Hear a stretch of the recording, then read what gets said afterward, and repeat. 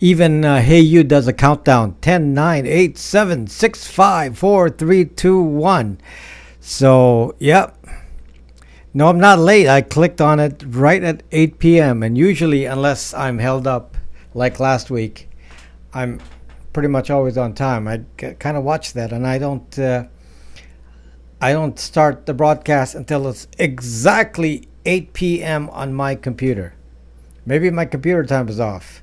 So hello guys, hello Great Gold Fleet, Lord Atvar, hey you, Cat Raj, Lokuda's aboard, Time 9 Volt, Bob Todd, Trapezi, Mr. Wong, DNS Script, Bob Todd, I said Bob Todd already, Random Person, hello guys, Maxwell Galang, Lunar, Notebook, Double J, Brett S, George Velez, you Vulcan, Eagle Swords. Hey guys, so welcome, and I thought my last video was pretty well watched. It's about what was it about? I forgot the topic. Brave browser. Yes. So you mastered privacy. Good, Food United. So Brave browser, and then some people, are making comments about Firefox, and it's like, guys, it's a Brave browser video. That's all it is. It's not. I'm not trying to judge Brave versus Firefox, because I use Firefox too. So I'm not trying to judge that. It's just that it's a Brave browser video, specifically about Brave browser, to see what Brave browser does with normal default settings, nothing special. I set Brave to standard. I set Firefox to standard. I did Chrome on standard, and somebody said, why didn't you set Firefox to all these restrictive modes? And the reason is that the test is to make sure that you use it in normal mode, because if you set it in restrictive mode, then websites fail. So didn't want to do that. So in normal mode, we don't want to be blocking things we don't want to block, because we're not in a security emergency. If you're working for the National Zucking Agency, you may want to set it to something more restrictive. But for normal use, you don't want to stop the websites from working, because otherwise, then kind of what's the point? You want to operate normally. So that's all I was trying to do. And of course, when I do that, I get lots of dislikes, which is fine. You can dislike all you want. Hello, Mike Gmail. Hello, Vita Privata. Vita Silly Willy. Mama Goo, my friend Mama Goo. James Mason, the missing link. Entire Myers here. Keith in Miami. My goodness, Keith. You're here, not on Periscope. So anyway, this topic tonight will be kind of refocus. Every once in a while, I do topics on specific things like a browser, a phone, Signal, this, that, and KVM, and I do very specific things. And then some of you just look for that, but miss the big picture. So I'm gonna just pull you into the big picture here, so that we never miss the focus. Because some of you actually, talk to me on Braxme and say, oh, you got a problem with a hacker. You think you're being hacked, and you're asking me help about how to deal with that and how to protect against that. And then I say, well, let's examine your activities, and and they'll say, well, I'm on Facebook. And it's like, oh my gosh, some of this kind of like defeats the purpose. What's the point of worrying about a hacker if you're on Facebook? Because if I'm a hacker, the first thing I'm going to look at is Facebook. Just to tell you the truth. Okay? If I'm going to dox you, the first thing I'm going to say is, do you have a Facebook account? Maybe it's not under your real name, and I already told you that somebody trolled me on Periscope, and I found him on Facebook, not with his real name, but I found him on Facebook, found his entire family, and told him the next day, because he was back in my broadcast the next day, and say, I found you, with your whole family in Mexico, and your acting like some skilled troll on Periscope, and acting like he's such a security expert, and he was caught red-handed very, very easily, because we don't really think about the big picture here, is that our data is out there and it's being collected all the time. So let me just focus on the topic tonight. The topic is privacy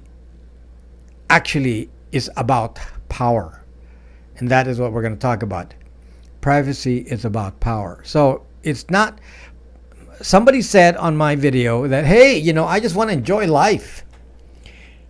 I install these apps because I want to enjoy life. It gives me pleasure. So that's all I want to do. So if something is going to stop me from doing that, then I don't really care about it. I don't care about privacy if it's going to stop me from getting pleasure from loading my favorite apps like Facebook. So we are going to really examine, if the thought process of this individual is really sane. Okay? Is the thought process even correct? So the problem, guys, is that it is not a small matter to put your data in somebody else's hands. That's what you're doing. When you do not have privacy, you're basically giving your data, your background, your personal activities, your locations, your financial status, your choices with food, your choices with politics, everything is being sent to a centralized party. So, common sense, for those of us who understand privacy, we understand what that means. If you centralize your data in a centralized location with a central server, or even some central servers, could be a group of them, which is what it is in reality, then you're endangering your privacy, and that means something because someone can target you. Now, I have to say that I was expecting a little bit more aggressive targeting this election. I really did expect that. And maybe I don't get the targeting because I am not known for anything. In fact, my YouTube videos, the YouTube recommendations on my channel and ads are a mix. I get some from the left and some from the right. And if you get that, then they obviously haven't targeted you, and I'm not targeted. And because of that, I feel a bit free because I don't feel like somebody's like messing with me. I'm actually getting a fairly balanced view because I see, everything from the left and the right. Some of you actually like being in a narrow kind of conversation where you like to hear the echoes of whatever you're saying. So some of you go to Twitter and you only hang out with the same group of people that think the way you do, and so you're the echo chamber. And so you're listening to the echo chamber on Twitter, and you're saying, "Hey, yeah, right, Trump is gonna die. Trump is gonna die because he has COVID," and and then they they kind of push that into all these scenarios, and they're already thinking about Pelosi as president. They're already discussing that, and if that's what if people know what your political belief is, they're actually going to promote that. You're actually going to be hyper. What's the term for that? Where you're just so politicized. You're so, everything is just to the extreme. There's only two sides, and there are only two extremes. And if you're on one side, you see one extreme. You're on the other side, you'll see the other extreme. You don't actually see the center view. And since I don't appear to be anything, then I get more of a center view, and I can choose to ignore because I see both sides, and I say, oh, fake news. I see fake news on both sides. No, not just polarized, but kind of like an enhanced polarity, like hyperpolarity. So that's what happens. That's actually the product of no privacy. When you don't have any privacy, you're going to get messages that are very, very targeted to you, and they want to hype you up. So you'll get messages that get you hyped up. That's already a sign that you're being manipulated. And I don't know what it is about some people, and they just love to get manipulated on both sides. Just love it. They actually want to, express that who they are, and yeah, I believe in this. I'm with the Proud Boys. This is what I believe in. Or the other side, I'm Antifa, and it's like, and you make this known, and so there's no privacy, and you're actually categorized. And one of the subtle effects of this is that your internet changes. Your internet changes.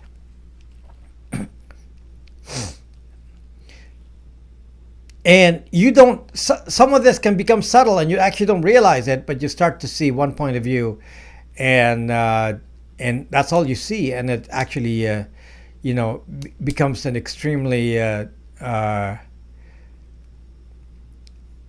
it becomes a country of extremes where you actually think the country is made up of extremes and nobody's in the middle.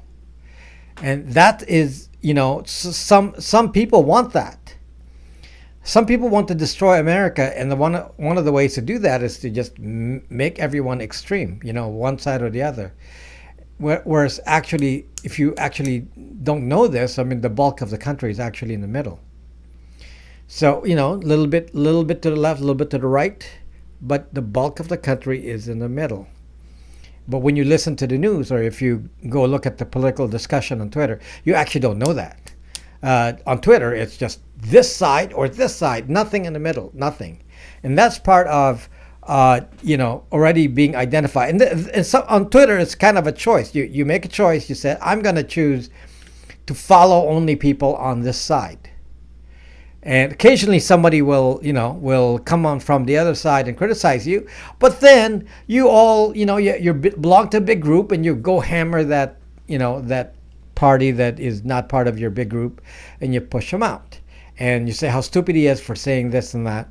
And that goes for both sides. This is the reality. And you don't really think this is much of a problem. And this is where I differ, because I have a different kind of life experience. And my life experience is I lived in a dictatorship regime.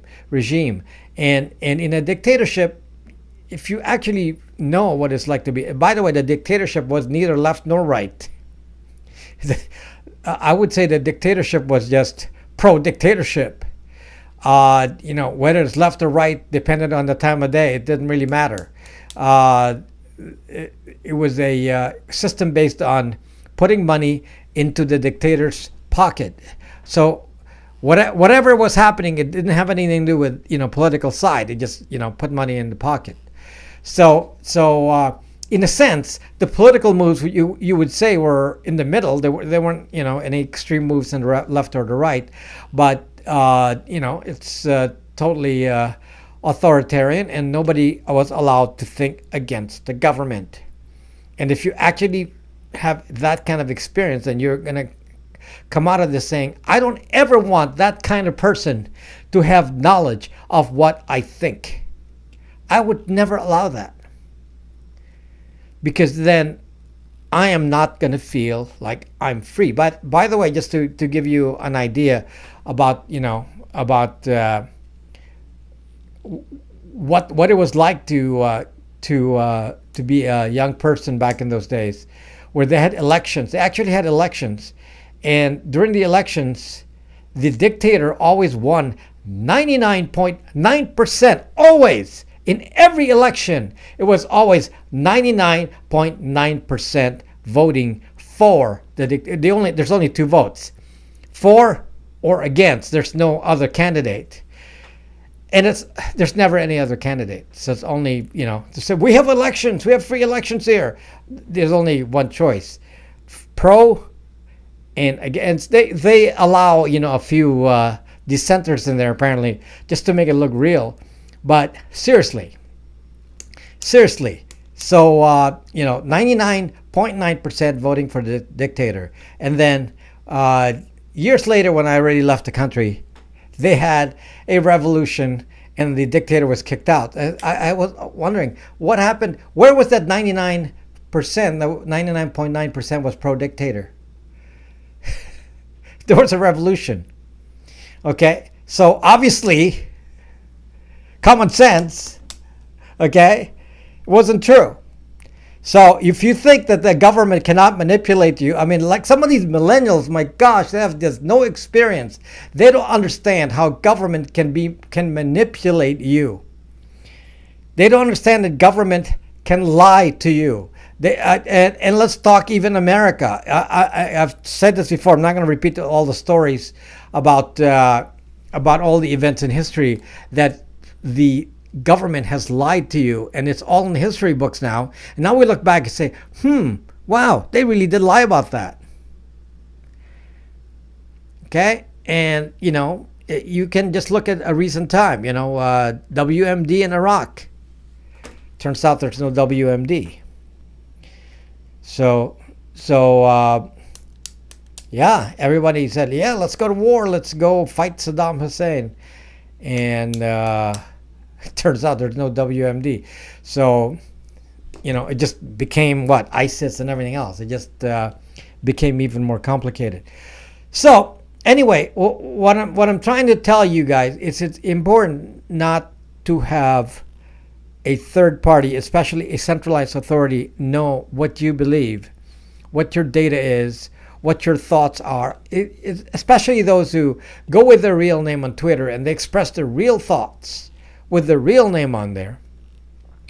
And then they actively go to protest, bringing their phone without consideration about the fact that your phone is tracked, and now that's part of your profile. And people say, no, you're being a conspiracy theorist. There's no such thing as a profile. Nobody does that. There's no profile. So, what I've learned over the years, if somebody can do it, it will be done. If somebody can make a profile of you, somebody will have already made a profile of you, and there is already a good example of that, which is mylife.com. Now, it's a very poor version of it, but yes, they give you a social grade with mylife.com. Now, some of you say, well, you're talking politics. That's kind of like, not in the realm of my everyday life, so I don't really care about that. Okay, let's talk about something else. So your entire life history is being stored in Intellius, Axiom, People Finders, Spokeo, and all these different social media aggregators that scour the internet for everything that's tied to your identity. And it's easily matched because of phone numbers and email addresses and all these things that I tell you to hide with a VPN. So you don't pay attention to me. You don't hide it with a VPN. So they collect these and they index your activity, and it goes into all these sites. And you're saying, well, who cares?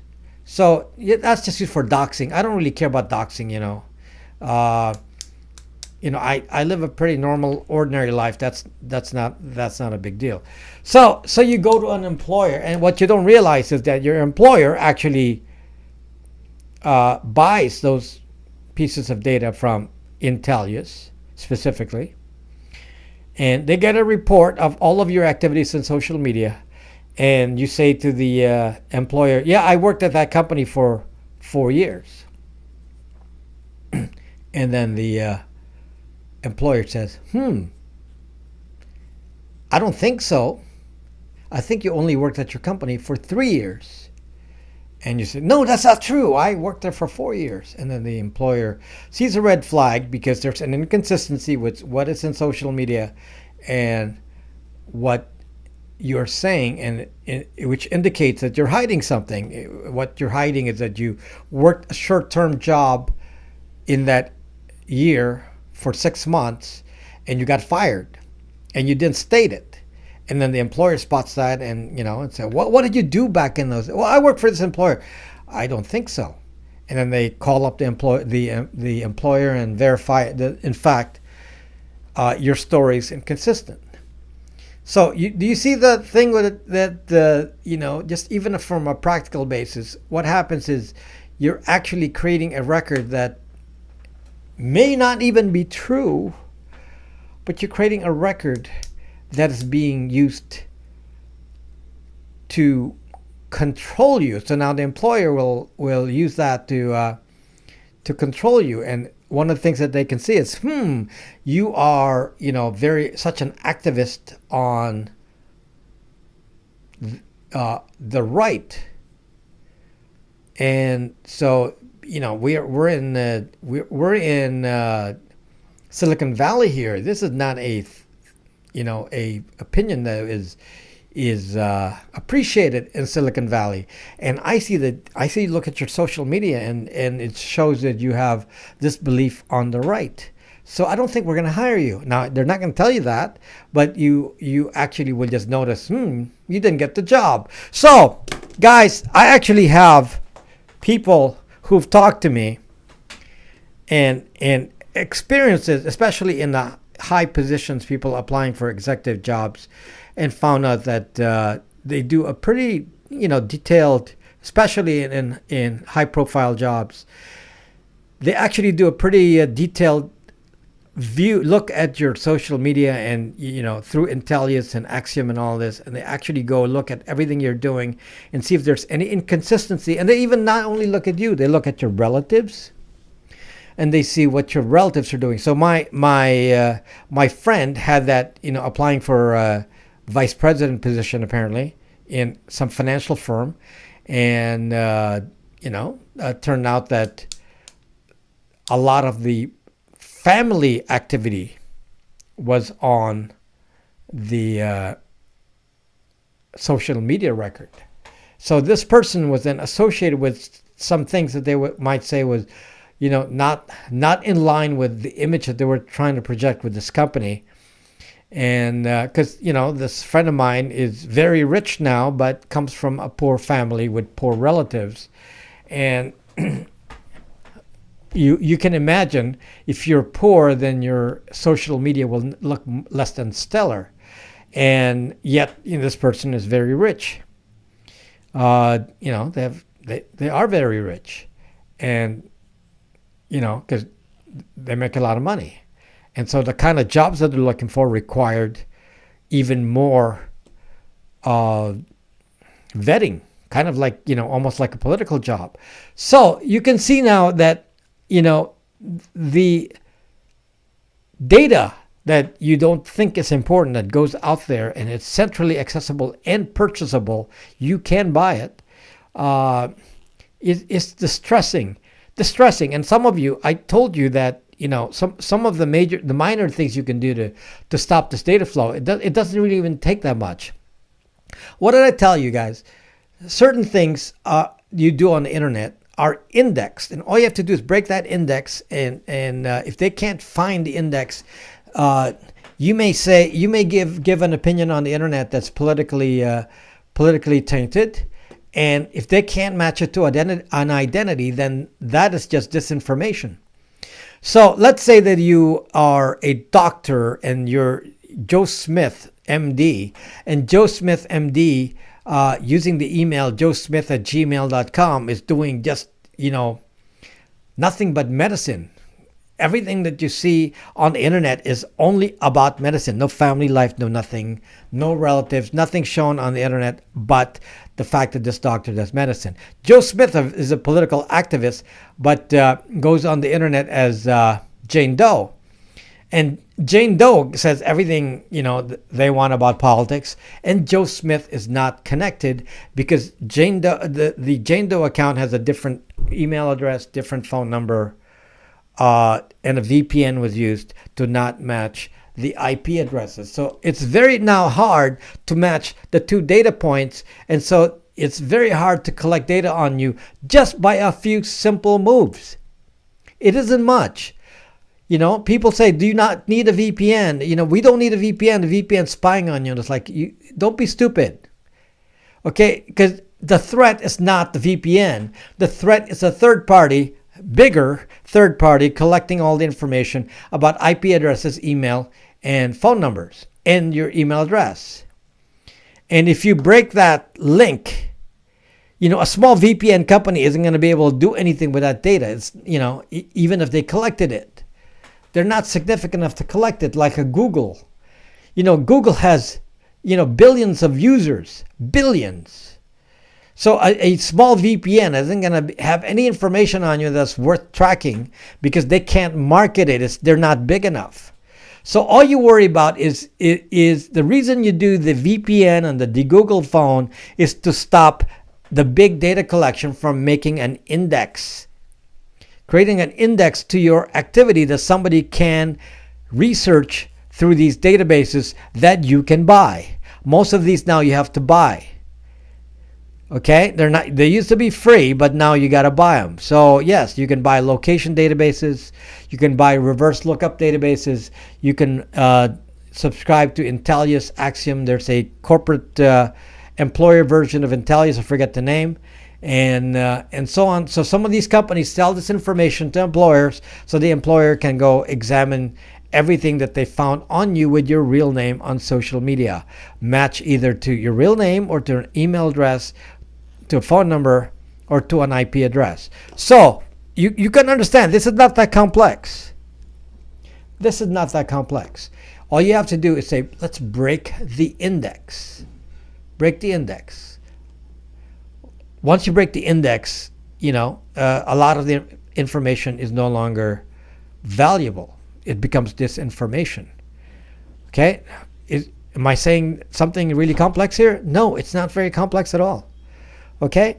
Not very complex at all. You don't have to do all these sophisticated tricks. You don't even need graphene OS. Some of you say, well, I need graphene. I need super high level security that graphene provides. And I need to, care about hackers. So I got, I watch Rob's video on KVM. I'm going to use a host computer that's not used and use only KVM virtual machines. And I'm going to go lock down, use Tor, use cubes, and all this. And it's like, it doesn't have to be that complicated. You can do all of that. If you're working in a security field, yes, you may want to do all that. But for the regular person, you already benefit from privacy with a few simple things. And the few simple things are, just to summarize this, is a VPN, and a VPN prevents the matching of your data with an IP address because they can do a reverse IP lookup. They sell that. Okay, what is a reverse IP lookup? There's a database. Example company is Skyhook Wireless, and there are many other companies. But that's an example because I've been following them for a while. So Skyhook Wireless, you buy their database. It's not that expensive. It's trying to remember. I think no more than $300 a year, something like that. And then once you buy that database, you get a reverse IP lookup. So you can look up any IP address like your own and then find any matching locations.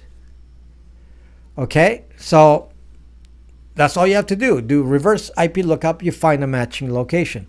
Once you get a location, that's always fixed because it's a home and you're always using the same IP address over and over, then all I have to do is go do a lookup, go to that address on Google, find that location with the GPS, and then go pick out the name on Twilio and all these different sites, Zillow, whatever the name is, the real estate site, and find out who actually lives there or owns the property, and so on. And then you can find that address as well on Intellius Axiom and so on, and then find out who it is, and then there you go.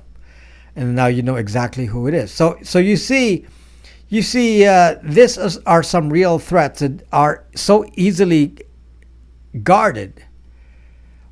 A VPN stops somebody like Skyhook Wireless from making the connection between IP address and location.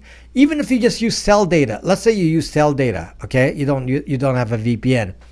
and you don't use Wi-Fi, you use only cell data, it's actually even better because cell data is a shared IP address and it's also always changing. So it's kind of like a VPN in a way, although the carrier can spy on you. But forgetting the carrier for a moment, your cell data now cannot match to a one fixed location because the IP address always changes.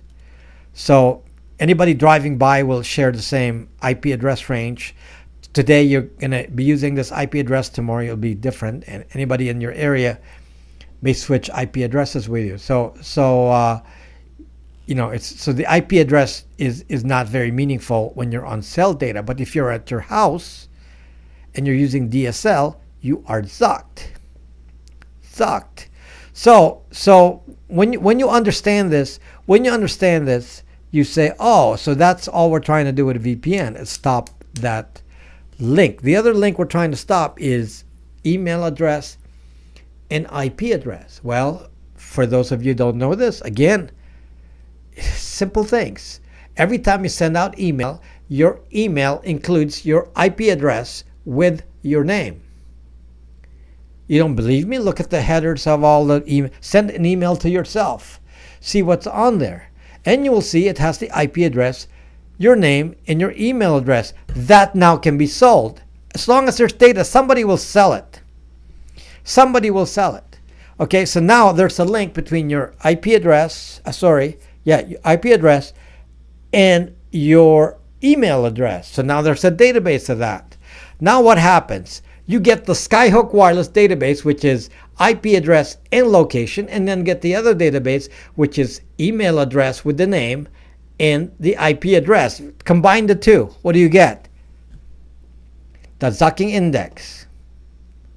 With these two databases, you can find anyone. Okay, and you don't think somebody has this database. Okay, so now if I were a company like Intellius, Spokio, Axiom, and I had this database, which they can easily acquire, like I told you, they can buy the database from the different suppliers like Skyhook Wireless. Then they can buy the supplier database for IP addresses and email addresses, and a company like that can now say, oh, okay, now we know identities. All we have to do is now match it to someone we know as a person. And if we find out that person's email address, then we got everything. Now we can match it to social media activity because everything you do in social media is typically indexed to an IP address, a name, email address, and so on. Now you got the idea of how this data is collected. It's not that complicated, guys. It's not that complicated. So doing this little trick that I tell you, which is not that many, is to use a VPN, use a de-Googled phone. And the de-Googled phone prevents the identity of Google ID and Apple ID from being part of your activities on the apps. It breaks that connection because they can't actually check your Google ID on the phone. So if you use a fake ID on, let's say, on Twitter, they're not going to be able to check your actual Google ID on the phone because that's now going to be blocked on a de-Googled phone that doesn't even exist. There is no identity on the phone. So they'll believe whatever email address you give, which can be fake. Whereas if you have a Google ID that's verified, they'll easily connect your fake ID, fake email address to the Google ID and say, hey, you're trying to fake us here. We're going to create a new index. Fake email address, real email address from Google ID and Apple ID. Zucked again. So if you start thinking about the ways that, anyone trying to collect this data will try to match things, and there's only a few things that they can match easily, then, like I said, IP address, location, and email address, and real name, of course. Just a few things. And once you do that, then they can match it to the public records, which is name and real address. And where do you get that? Name, real address, birth date. Where do you get that, guys? Where do you get that information? Real address, birth date, and and real name. Where do you get that? Come on, quiz. Where do you get a record? Real name, birth date, address. No. Obviously, Palantir has it, but what's the source? Where do you actually get this from? Easily. Come on, guys. You know this. No, social aggregators get it from this source. Courthouse. There you go. Double J. Yes, Equifax. There you go. Equifax. The credit companies already have it. Credit Bureau, Crime Stoppers. Yes, Equifax. You don't have to go to HIPAA violations of medical records. You just go to Zucking Equifax, and it was already leaked. They don't even have to get it from Equifax. It's already on the internet, stolen from Equifax. Somebody already has it. Your name, your address, your social security number, your birth date. Somebody already has that. So now, a company like Intellius, Spokeo, Axiom already has, because they can just take the Equifax stolen data together with stolen passwords together that are already on haveyoubeenpwned.com. They already got the reverse lookup databases from companies like Skyhook Wireless, and they got all the ones for the aggregators. You go to a website. I'll give you an example. You go to a website like Yelp. And I always wonder, why does Yelp always require location? Yelp won't give you any data unless you give it location. And it wants you to turn on the app in a location. It's really like adamant about it. Otherwise, it doesn't like you. Okay? And I always wonder about apps like that, because what happens if you actually allowed Yelp to get your location? Well, it knows your email address because you just signed in, your location, and your IP address. So Yelp, in theory, can be a big seller of this kind of data. In theory, I have no idea if they do or not, but they have it. Any big site can do it. Any major site that wants to make money, TikTok, whatever, any major app that wants to make money, and they do, will sell that kind of data easily, and the data is easily acquired. Okay, so if you understand this, then you understand, whoa, do not be so cavalier with this, because this is being collected, and a company like an Intellius, Spokeo, Axiom, and so on, they have this already, and then that is also being purchased by Palantir, which is an even bigger database, and Palantir has the added value of getting the database from the government. So Palantir, because they have government contracts, actually has access to your driving database, to the DMV database. So they can actually go get driver's license and photos. So now they can add facial recognition to that, which they do use, and that is what is being used in a contract with the LAPD here in LA. So now a company like Axiom now has all of this data that's easily available because we make it available.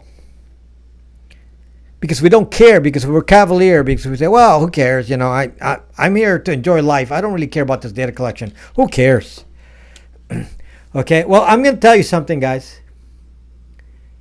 I actually, looked at myself in the Skyhook Wireless database, and I did not show up. I did not show up in the Skyhook Wireless database. I actually asked them, hey, your database is bad. I didn't show up. Why? They tried to sell me. They talked to me for a month, trying to get me to respond to them, but they wouldn't answer the question. Why am I not in the database? And obviously, I know why I'm not on the database, because I do simple precautions, not that complicated. Sometimes I make mistakes too. But generally speaking, I don't, I'm always careful. I use a VPN and or Tor, and I'm very careful to isolate certain identities on the internet. so that they don't mix up. And I don't show up on the reverse IP lookup database. Now, obviously, I'm on IntelliUse, Axiom, and all that, but they will get less information. So, yeah, they will have less information. So that's just the idea that very, very simple to implement. I'm not trying to create like complex tricks here and make life difficult for you. It's really, really simple, some of the stuff that I'm telling you. And 3 things. Make it 4. 4 things will just save your privacy in a big way. 4 things. And we're going to close it out with this and I'll answer your questions. But 4 things. One is hide your IP address. VPN, whatever other method, Tor, one of these decentralized VPNs like Deeper VPN, stuff like that. Anything that hides the IP using cell data, all of these techniques to hide your IP address will protect your IP address, which is very important. Second, email. So what you do is with your email, you make sure that you partition how you use email, and you use email as seldom as you want so somebody can read that. And when you do, you segment your activities. So work is only one email and non-work is a different email. Social media is a different email. Okay? Different name, not a real name for social media. Third, pseudo-anonymity. Don't use your real name. Don't use your real name. Well, you may have to use your real name at work.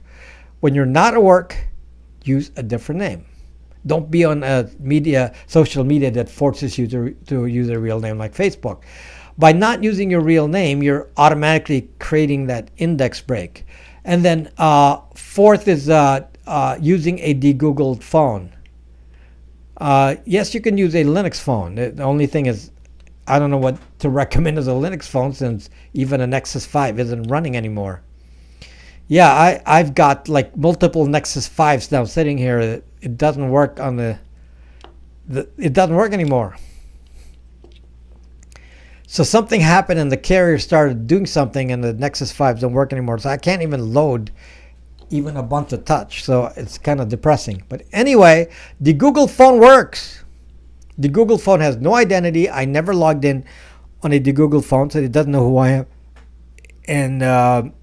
And yes, I can't load Waze anymore. Waze used to work. Waze no longer works. Otherwise, most apps do work. And it's a very little sacrifice, to not use Google, because you can use NewPipe, and you can use a browser. You can go to Google in a browser, so things still work. Just some apps don't work. A few, less than 10%. 90% of the apps work. So everything's fine. The world is fine. You can use F-Droid, but no identity. These are such a few items.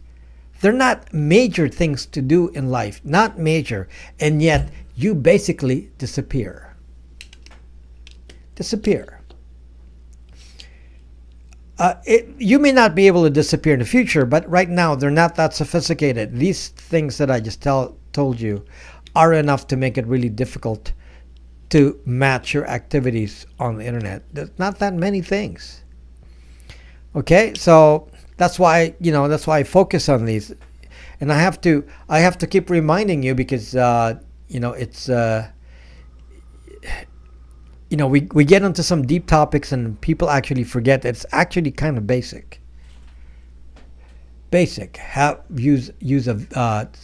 your VPN, protect your IP address with a VPN, a Brax router, something. Use a Google phone, and then use a different identity on the internet, including a different email address. And yeah, that's the majority of it. That could probably hit 75% of the issues. Right there, 75% of all privacy issues solved by just these few moves. Okay, white former names.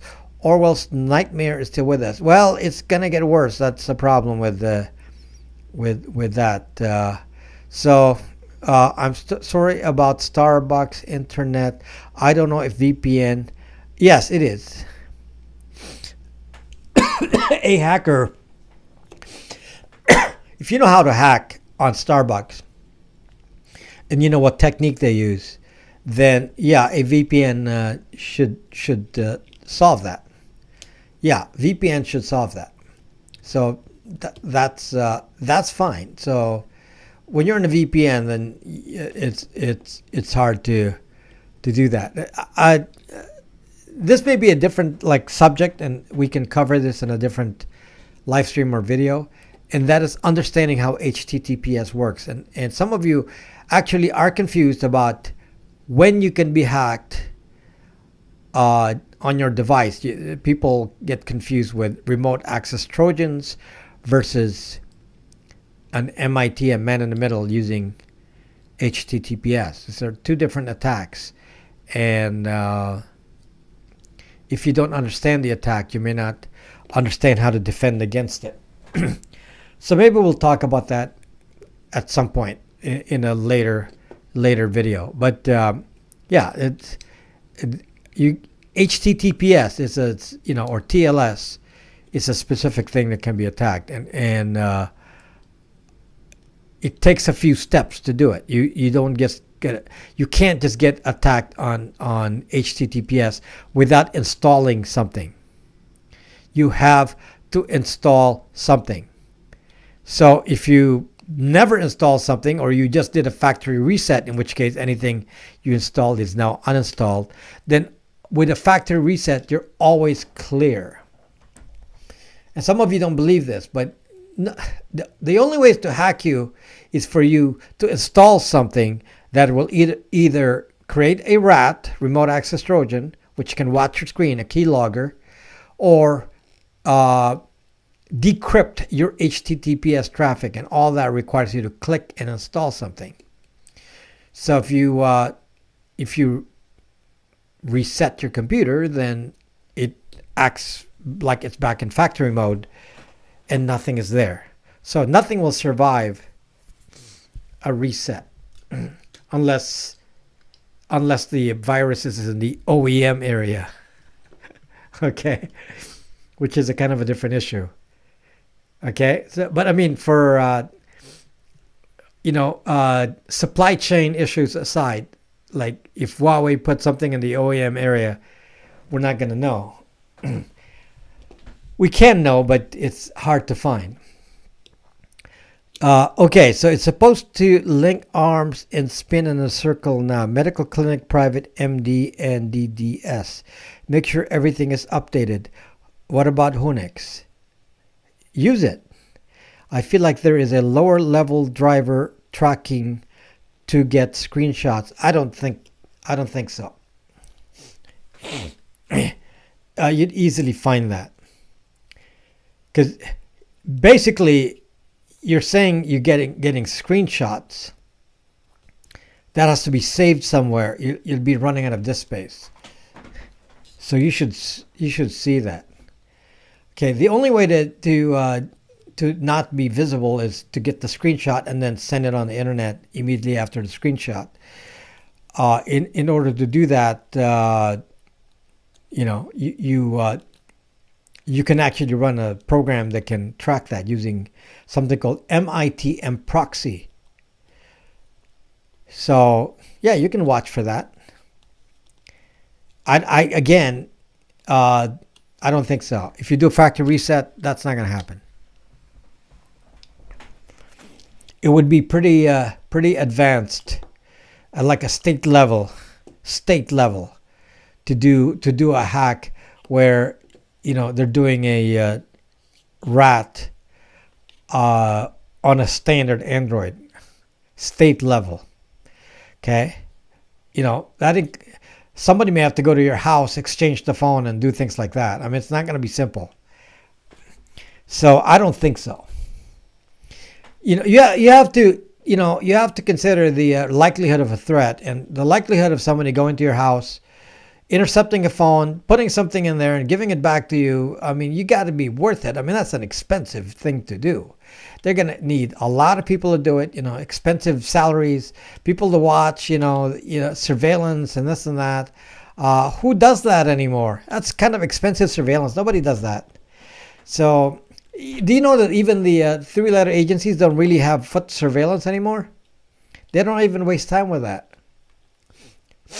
Yeah, so the old days where you go, the spies go walk around and then they watch you on the street and you gotta evade and do all that. Using human intelligence. They don't do that anymore. What for? They can spy on your phone. They can spy on your phone. You use aircraft? Yeah, you can use aircraft, but that's still not. You don't even have to use aircraft to watch. You just watch the stingray you with aircraft. They just stingray you with aircraft. Crime Stoppers. Come on, you know that. If they know your IMSI, then they just fly a drone and then follow you around by following your IMSI. If they want to see, let's say they want to see, are you at the Disney Hall watching a concert? Then they fly a drone above Disney Hall, track all the IMSIs in the area among the thousands, and see if your IMSI is in there. Yeah, they can do that. They can do that. So, but guys, let's be serious, okay? Unless you're important, think of yourself. Don't have a big ego. Are you that important? Okay, are you that important? If you're not that important, I don't think you need to worry about it. Yes, I didn't check out. I saw the Dizzy. I saw the Purism cellular plan, and I was like, Zuck, what is that? I don't know. That doesn't sound like something I would ever do. Have you seen the Corbett Report YouTube video about Palantir going public? Palantir was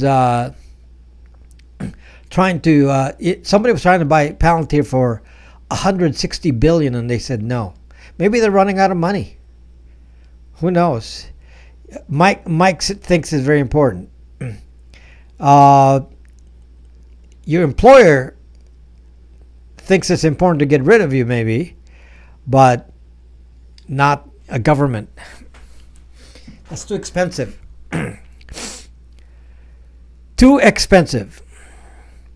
So, you got to think to yourself, am I worth the... And one of you is thinks they're being surveilled in India. Well, in India, labor costs are lower, so they could do it. But here in America, that's kind of expensive. So, in my opinion, unless you're a major target, I don't think so. But if you're a major target, then yes, expect it. If you're a nobody like me, then... And even I worry about it. I mean, I got surveillance cameras and I watch for any strange vehicles in the area. Fortunately, in my area, you can be spotted easily. I mean, any unknown vehicle I'd see it in the heartbeat. So if somebody trying to steal my Wi-Fi or do anything like that, it'll show up in the camera without much of an effort. So it's very hard to hide where I am. I'll see you. But even then, I'm not important. So I'm just a YouTuber. Okay, I'm not worth following. There's nothing that I do that's worth anybody's attention. Okay, so even I don't think I'm a target yet. I take some precautions, but not I do walk around and look for bugs, and I do have devices here that can track that. How about 2-story building across the street? Anyone with a little cash is potentially a target. Well, I don't have any cash, so I guess I'm not a target. Would you see a tank coming towards your place? Yes. Protect demonstration. I bought a used car and the previous owner's contacts and phone numbers were in the phone app. Yes, I bought a car and the previous owner's name and address and all of the places they visit were on there. And we're on the car. So park in garage or on the street. If you pulled the tag off your mattress, you're a target. Jam the drones. Did you call him? Do you have a street light nearby? Uh, uh, Not the ones with the camera. The camera street lights are not not next to me. It's on the major streets. The street light cameras are not on the minor streets, they're on the major streets. Believe it or not, prospective employers are now asking prospective employees for their Facebook login credentials. Yes, Locutos, yes, that is true. But if you lie, they can check you anyway. Would you say VM with Tor best privacy on computer? It's kind of excessive because VM with Tor is actually cubes and Honix. For privacy, it's overkill. For security, it's pretty good. So understand the difference there. For security, you'd probably want that. For privacy, it's not. You don't need to go that far. 5G is gonna be hell. Yes, it will be. Maybe cute girls you should call them. Privacy hell. The next street over. Does a virtual machine guest leak screen grabs and clipboard in Windows 10 host? That's why you do not use the host. The trick is when you use a virtual machine, in order to be sure that there's no rat, you actually never use the host. You don't put any programs on the host other than what was shipped with the machine in the virtual machine program, like VirtualBox on Windows and KVM on Linux.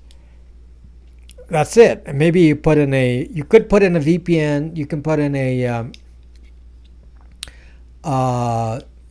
some utilities, but that's it. You could put in a printer driver, that kind of thing. But beyond that, you don't put any applications on your host, and that way then you don't need to worry. Like, you don't use the internet on the host. That's how you get you don't use email on the host. How do you get a virus, guys? 90% of the viruses come from email. This is why I don't get a virus, because I don't open anything on email. A lot of you will send me something with a link on email, and it's like, zuck that. Not going to open it. Okay? Not going to open it. So the trick is, leave the zucking host alone. So when your host is covered, then the only possibility is that there's a rat on the VM. But that's why you have more than one VM. So at least your work is isolated. So if they manage to grab onto your computer on a work VM, you still have your social media VM, or vice versa. Do you do this live stream the same time every week? Yes. No drones allowed in 5-mile radius from a controlled airport. There are no drones allowed in my area yet. I see drones. Silly question. I just judgment covered eyes. Ron Timmons. Thank you, Ron Timmons. Thank you very much. Thank you very much, Ron Timmons. By the way, guys, I appreciate your support of this channel. And let me just tell you one support of this channel, and that is Linode. Linode is a sponsor of my channel, and I personally use Linode. Linode, I'm running my Linux servers on Linode. It's amazing. I can set up, especially if I'm just playing with Linux. If I'm doing experimentation, certain things, I can actually just pay $5 a month for a Linode server to test it.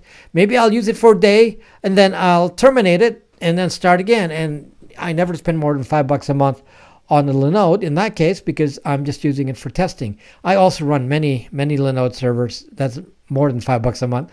But Linode is been around even longer than Amazon AWS. So I myself am running Linode servers. So please support Linode. They have a $100 now credit, or 60-day credit, if you set up some Linode servers. Like, you can set up like Nextcloud servers on Linode. So just if you want to set up Nextcloud or experiment with that, you can start small, as little as $5 on there. And if you want to set up some shared servers, then it's $100 credit. So your first $100 will be free. Do they host? Yes, you can host web pages on a $5 node. Yes. So use VM isolation and browser isolation. Yes. Where I'm from, Dodge City. Hot dog, that's a great deal. So anyway, yeah, you can run a web server for $5 a month for sure. Yeah. Yeah, that you just need a domain. Yes, that's their cheapest option. It'll be, it will be sufficient for most small websites. Do you use KeePass? Yes, I use KeePass. New rules about drone video downlinks 14 gigahertz. Do they have software to set up a web page? I'm sure they have WordPress. I'm sure they have a widget already where you just pre-install WordPress. Why wouldn't you open suspicious links and all links on a VM on Cube's OS? Why would I waste time, TA? Why would I waste time? If somebody sends me a link and it looks suspicious or I don't know what it is, I just don't open it. Okay, now if you think you actually don't believe this, I can give you a link and it will automatically download something to your computer. Okay, this is pretty easy to do. I can do that. So if back then I can actually call it any name I want. They fixed that, fortunately, but a year ago or a couple of years ago, I was able to send you a link with an exe extension in your program. Your browser automatically downloads it. Zuck. Okay? So that's why I do not click on links. Okay? I do not click on links. Maybe I'll if I really need to see a link, I'm going to open up Tor and run it there if I have to. Otherwise, I just don't. I have switched to iPhone and Samsung temporarily because of work. Yeah, you told me you needed to do Uber. Are you Chinese? No, I'm not Chinese. Who cares if you download an exe virus, though? As long as you don't run it, doesn't matter. Aha! Farzer misses the point. Okay? Because I can make you download multiple files. And the least obtrusive of them could execute the prior downloaded exe through social engineering. Okay? You don't understand. I can send you multiple files and they're all trick files. They could be named in, TXT, something normal, and you don't think they're anything bad. They could have an extension JPEG, and then I have you download another file, and then through some sort of trick, I get you to rename the file through some other download, and then it's actually a batch file that will now rename the JPEG to exe, which is what it really is, and transfer it to the Windows directory to overlay one of the DLLs. Okay, so no, this is easy. It's just a matter of social engineering. Okay, so the reason why it's very difficult to hack me is because 90% of the hacks will come by email, and if I don't let you do that, then it is difficult to hack me. And the other thing is I don't let you auto do anything on email because I use Thunderbird. I use Thunderbird for my email. Only place I read email. And Thunderbird isn't going to let that happen. I tested it. I could not do my little trick on Thunderbird. I was able to do my little trick on Outlook, Mac Mail, Android Mail, all that. I was able to do it on all of them. Google Mail. Everything but not on Thunderbird. So I'm telling you, use Thunderbird. It will save your Zaz. I just hope you download my love for you. I wonder if Thunderbird does sponsorships. Thunderbird needs money. They're like, saying they're no longer funded by Mozilla, so they're wanting to get donations. So they're not going to fund me. What about your telephone numbers? Are they labeled or color coded so you know what they are? What about all your telephone numbers? What does that mean? I don't have any phone number. Is Proton Mail any good? Didn't you watch my video? I just did a video that last week. It's only a week old, Griff. The Griff dog. Go watch that video. Cubes is ugly. I build your own VM over Unix. Any ideas on degoogling a phone that is not supported by any custom ROM? Don't do it. You would have to do it immediately after the injection, and you may not get it at all. I don't understand the context, but okay. Is device fingerprinting mainly used on mobile phones? Device fingerprinting is mostly phone. Browser fingerprinting is phone and computer. So, but device fingerprinting is the alternative. If they can't browser fingerprint you, they can do device fingerprinting on a phone. But if you are using a degoogled phone, obviously they can't do that. So device fingerprinting is why you want a degoogled phone. I don't have any alternative to a degoogled phone right this moment. Okay, because we don't have a running Pine phone yet, or a running Ubuntu Touch on any other platform. At least in the US, it's not working anymore. So I don't have any other option but a degoogled phone. Are there any ways to liberate my Samsung TV? Is it just through the router? How to liberate your Samsung TV?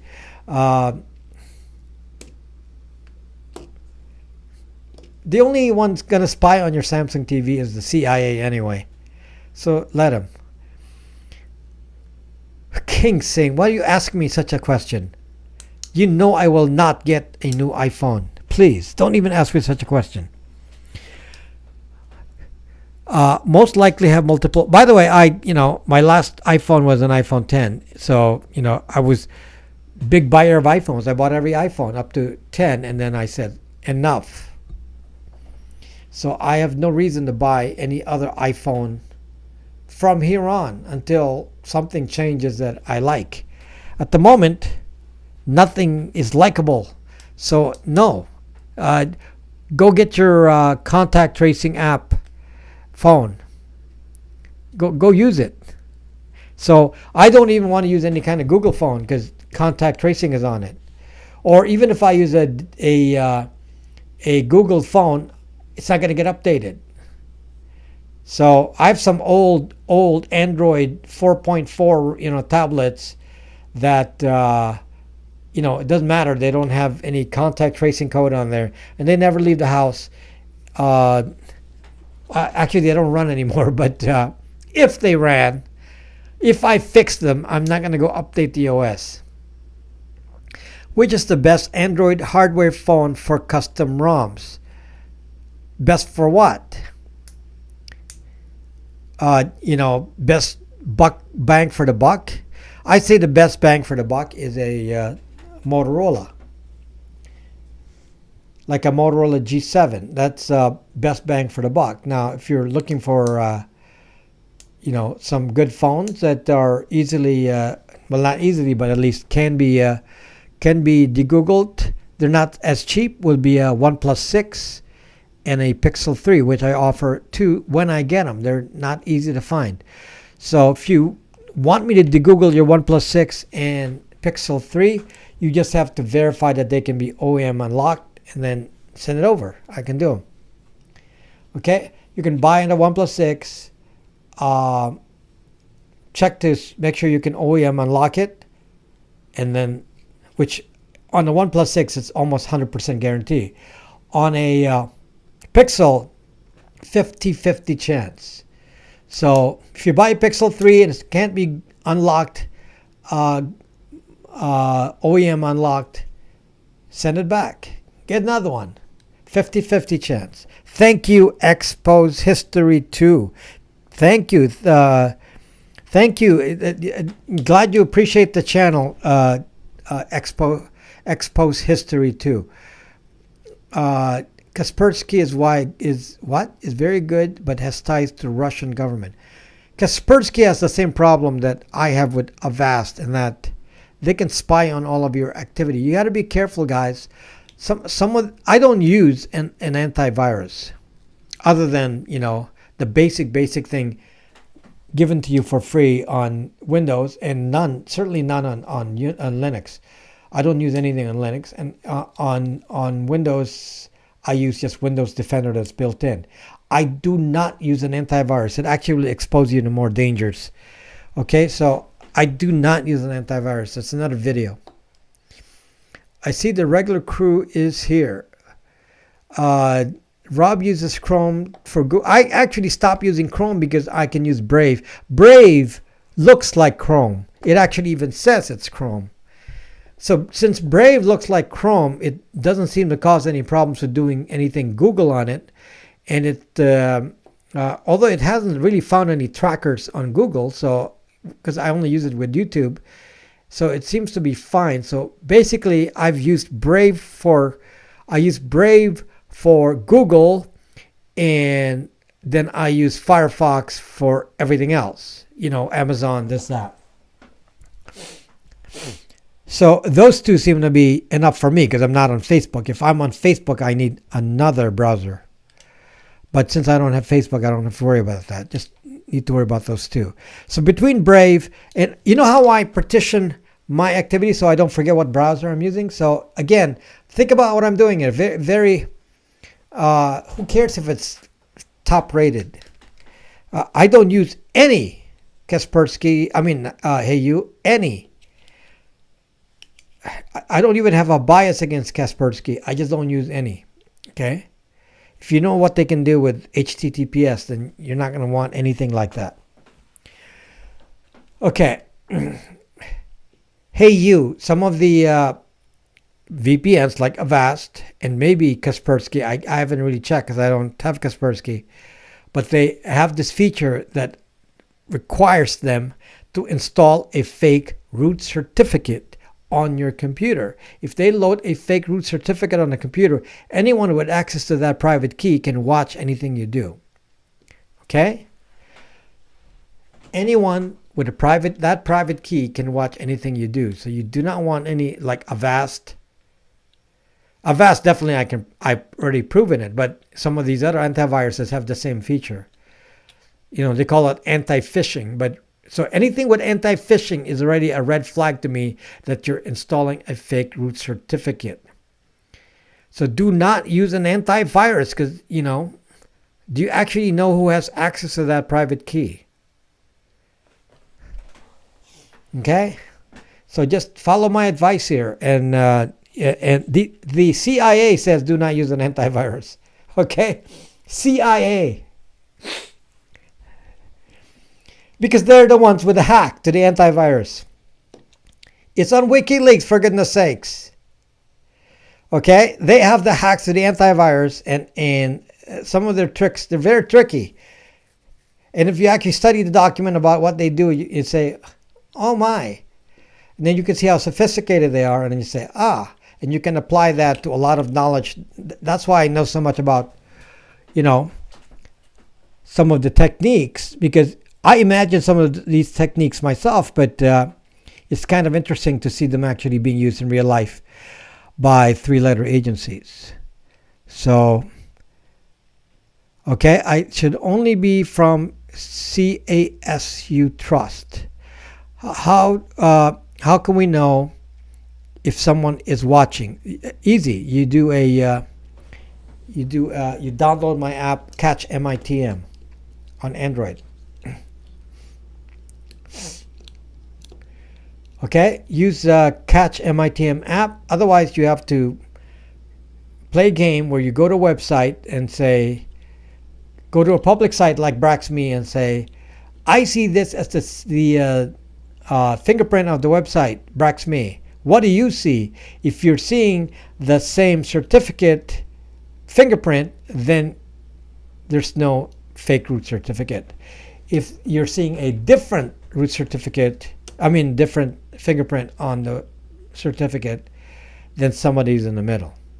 Okay, it's very easy to check.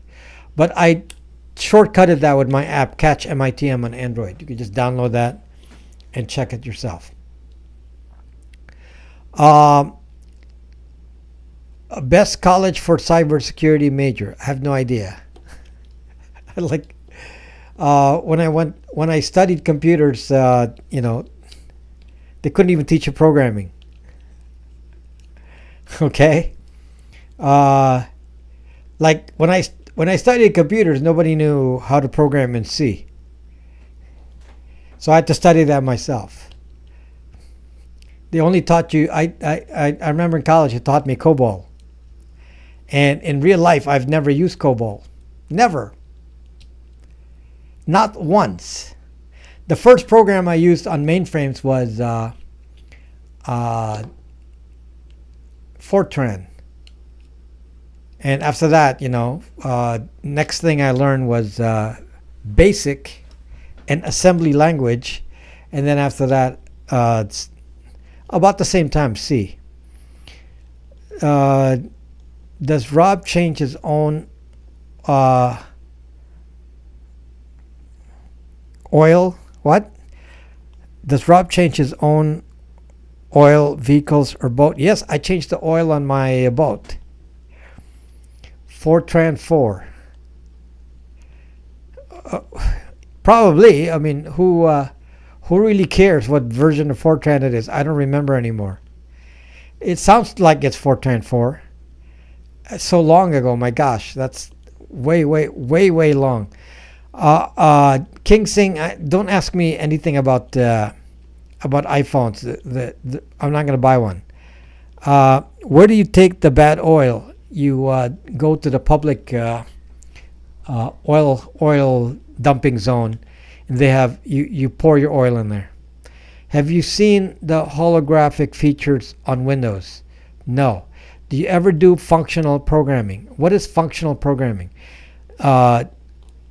Yes, he does mainly stuff like changing oil. On my boat, I do everything. I've changed transmissions. I don't want to do it again.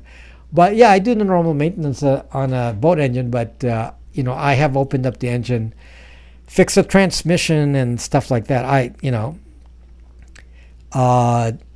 Transmission is something I did quite often. I did it like 4 times, I think.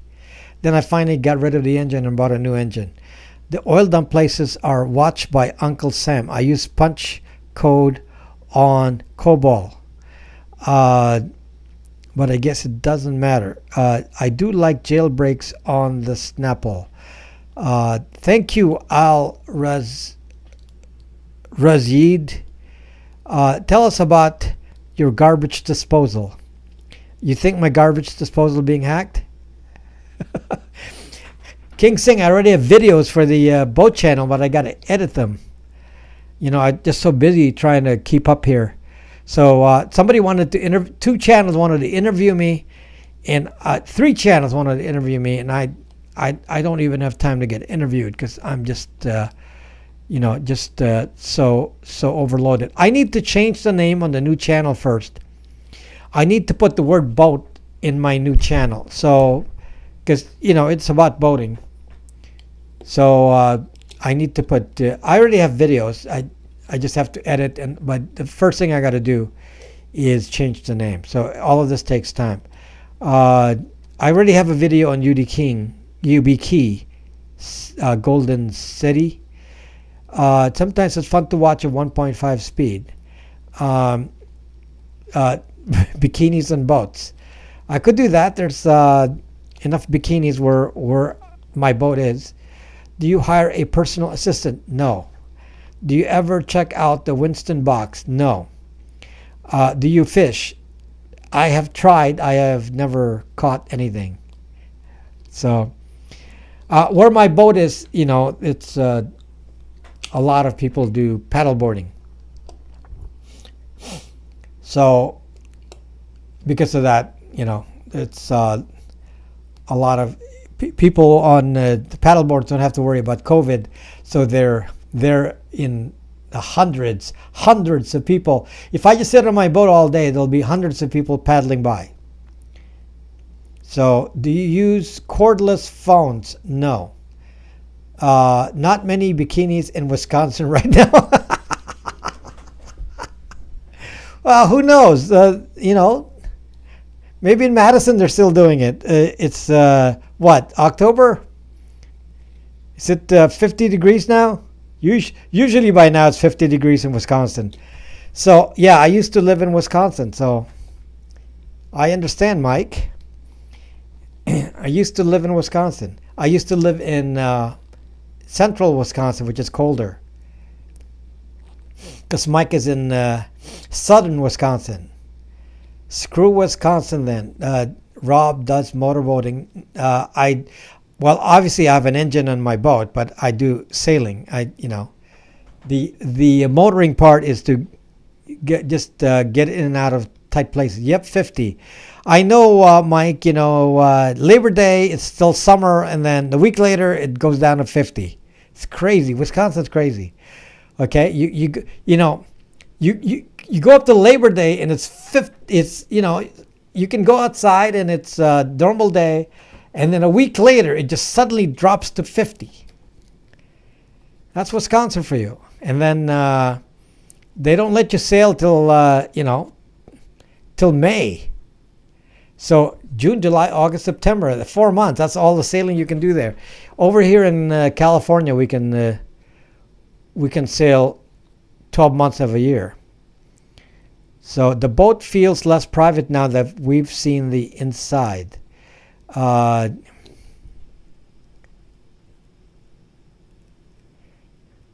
am very good. Do you use BNC connectors on your sailboat? I use BNC connectors for my ham radio. There are no BNC connectors on a sailboat. So, but there are. So Kunal Goswami here is spamming, but it's not working. Okay, so Kunal somebody's spamming here, and it's wasting our time since it's never going to get posted. Okay, so BNC is for IRC. Do you ever go into your front porch at night? If you go into your front porch at night, what do you smell? You mean if I smell the ocean? Salt water? What? Is that what you're asking? Why is there you? What? Sorry, make home phones are what?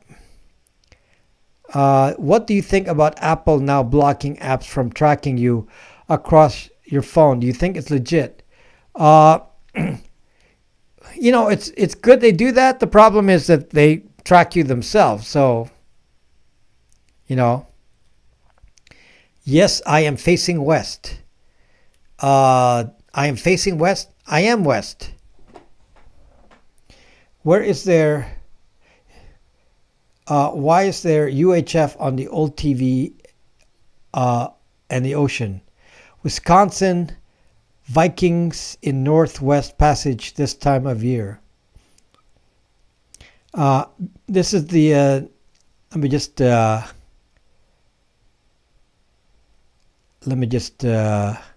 hold on here.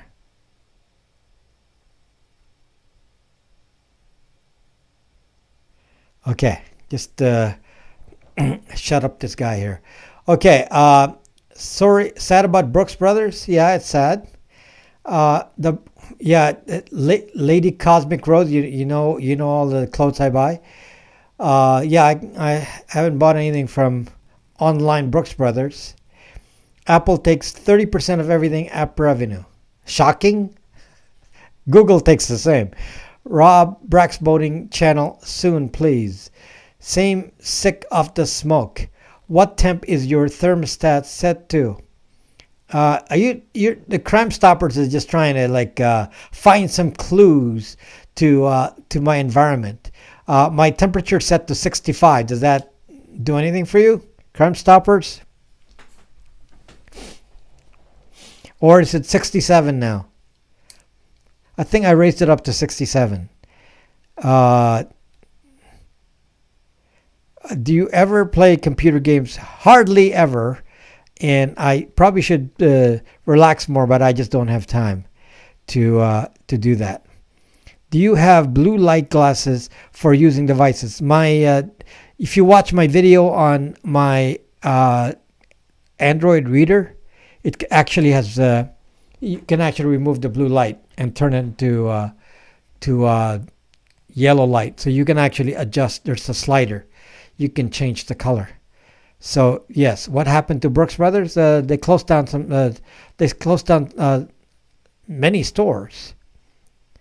Do they still have any stores? They're mostly online now. Vunya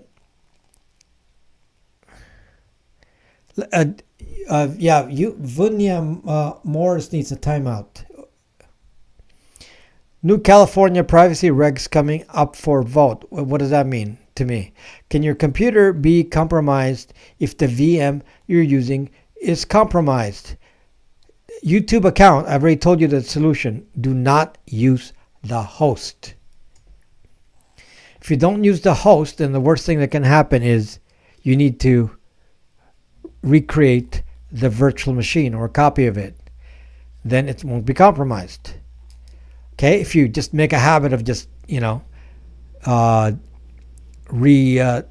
restarting your virtual machine every so often, then you're safe, and you don't use the host. I have to use Wisdom GPS app for work. Can you use the Google phone with that? I use Osmand on the phone. I don't know, since Google location doesn't work. Actually, it does work, but GPS works, but the Google Maps may not work. So in my case, I use, for example, I use Navionics, which is a boating navigation app. It works great on my Google phone, and I don't have any Google Maps. It uses a Navionics map. So yes, you can do that. I mean, it doesn't force you to use Google Maps. Is using Bluetooth for things I use is security, privacy, danger for devices? Bluetooth requires somebody to be close to you. So if somebody is hanging out close to me all the time, I would wonder why they're doing that. So yes, for example, if you're in an airplane or somewhere where somebody's close by, they could hack you with Bluetooth if you don't have an update. But if you're using an updated phone with a newer OS, there's that Bluetooth hack isn't there anymore. But if you're using Android 4.4 because you just love it, then yes, you might get hacked. Of course, there may not be anything to hack. Any suggestion of what would be the best way to stop curtailing or delineating stock market apps from monetizations? Can't help you there. Hasn't mentioned Bluetooth much. It's within 30 feet. In theory, it is, but in practice, depending on the device, Bluetooth can be less than 10 feet. Okay, even my headphones, they don't really work too well beyond, in my case, 5 feet. So I don't know how well your Bluetooth works, but mine, if it, there are more powerful Bluetooths like the one in your car can probably handle a few more feet, but usually no. Why do you want to stop people making money? What is the most secure Windows, Linux, or Mac OS? Any OS can be made so it doesn't emit data that you care about simply by having disinformation. Okay, so somebody says, I worry about my Windows computer giving out data. Well, if your Windows is not tied to a Microsoft ID, which is how they do it, my computers have no Microsoft ID. So that's how they tie it to your identity. Secondly, I have a VPN, which may not help. Microsoft knows what your IP address is, but still, I don't have any identity. So what will you do if encryption is outlawed? It can never be outlawed. Can you imagine? Look at that comment. What will you do if encryption is outlawed? Then we can't do banking. You can't do online commerce. What exactly are you talking about? Okay. So if anybody says, "Well, you're not allowed to do encryption," no more e-commerce, no more Amazon. Forget about Amazon then. You think Amazon will let encryption disappear? Am I able to survive on your boat in the winters? Well, there's no winter, to worry about in California. But I suppose if I took the boat to the, East Coast, maybe if I take it to Canada, King Sing, it might be a problem. Maybe if I take it to Alaska, but no problem here. You can put a heater in it, but I don't have one because I don't have any cause to make it any warmer.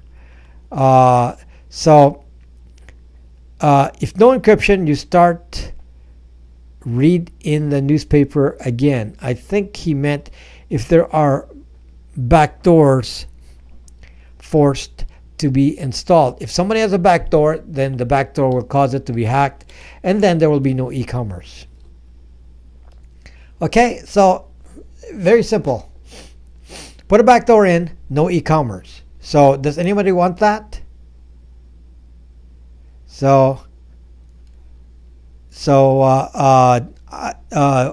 Okay, so we're running out of time here. Suddenly it doesn't, outlawed encryption suddenly doesn't sound like such a bad idea. They could exempt banks. There's no such thing, Furnace Angel. Encryption is encryption. So how do you do e-commerce of any sort? I have a store. Would you like to get rid of HTTPS? Come on. No, even the government requires encryption. They require, you can't do business with the government without encryption.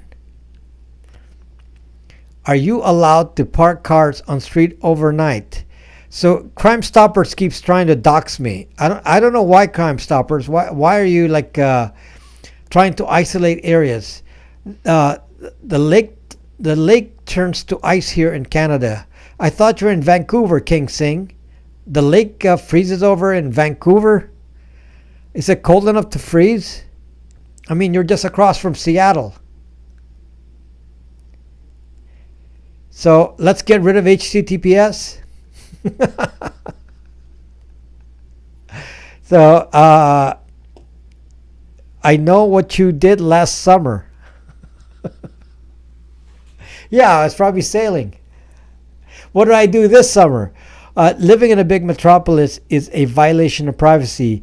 Or can you be private in any city? Actually, you can be more private in a city because of disinformation. You can mix it up. Why do you think criminals hide in the big city? They can't hide in a little town in Wisconsin. They got to hide in the big city. Why? Because, it's more places to hide. They want the backdoor E2EE for law enforcement agencies. Again, if you put a backdoor in, somebody will hack the backdoor, and then there's no more encryption. Did we ever find out who caused that big earthquake? God? Very correct. That is how they got the Unabomber. Yes. Did you talk about Purism's new carrier service? No, but I can't imagine why you would want that. Isn't HTTP over TLS better than HTTPS? HTTP over TLS is HTTPS. What the fuck are you talking about? HTTPS is TLS. Come on. Oh, you have moved from no, I have moved from Vancouver. Okay. King Sing, I thought you were in Vancouver. Okay. What shampoo do you use? I don't use any shampoo. I don't have enough hair for shampoo. It gets even better here. We talking about okay, guys. We're kind of like going overboard here. British naval connectors. That's not what a BNC is to a ham radio operator. A BNC connector is used for antennas. That's what we know BNC to be. Checking certificates can be addictive. Lava bits. Email is unsafe, period. Watch my last video. Not this last video, but last week's video. The call came from inside the house. Do you enjoy the sound of foghorns in the morning? Crime Stoppers just doesn't stop. Just doesn't stop, okay? So, am I facing west? Am I, it's like, use different Cat5 connectors. Are Wi-Fi only tablets better? Yes, they are. Wi-Fi only tablets, this is the case of, this is not true in all cases, but it's true of all iPads and some Androids, some, not all. Most Wi-Fi tablets do not have a GPS. There are exceptions to this, like Samsung. Some Samsungs have GPS, but a lot of an iPad does not. If you don't choose the one with a cell service, the one with a SIM card, if there's no SIM card, there's no GPS on an iPad. And then you can find, you can find the version of Android that does not have a GPS on it. Dude, this is just going to end with him finding you. They should make TOS contracts negotiable.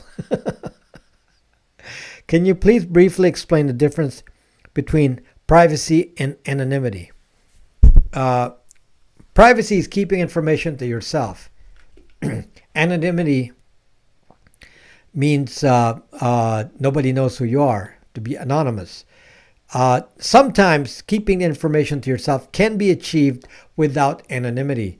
And we do this with pseudo-anonymity, which means creating a fake name. So you can have a fake name, a real name, and you can still have privacy through disinformation by making the data useless. If the data is useless, then they can't go around and interpret, because the fear that you have, which is the point of this whole stream here tonight, is that when somebody does the data collection, they have power over you.